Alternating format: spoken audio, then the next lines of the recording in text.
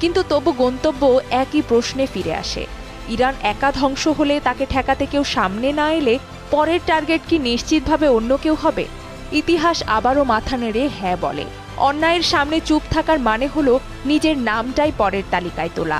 আজ যদি সৌদি আরব অবরুদ্ধ হয়ে পড়ে, তেল ক্ষেত্রে আগুন লাগে, যুক্তরাষ্ট্র কি সত্যিই প্রাণপাত করে রক্ষা করবে?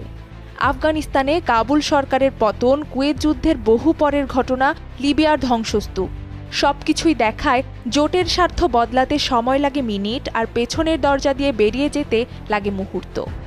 মধ্যপ্রাচ্যের ছোট ছোট দেশ যারা তেল, গ্যাস আর সমুদ্র বাণিজ্যে টিকে আছে, তাদের সামনে তাই মাত্র দুইটি রাস্তা খোলা। এক, আজই জোরে বলে ফেলা যে অন্যায়ের বিরুদ্ধে তারা নিরপেক্ষ নয়। দুই, নীরব থেকে আশাবাদী হওয়া যে ঘূর্ণিঝড় তাদের মাথার উপর দিয়ে অন্য কোথাও চলে যাবে।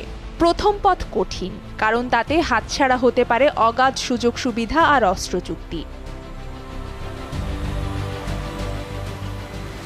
সুতরাং পছন্দটা নিজেদের।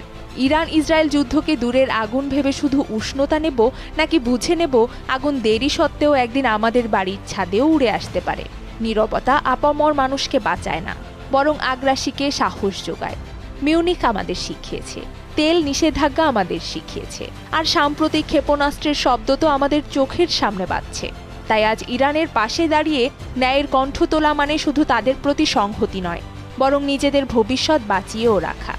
কারণ ইতিহাসে যে চুপ থেকেছে তাকে শেষমেশ চুপ করেই থাকতে হয়েছে।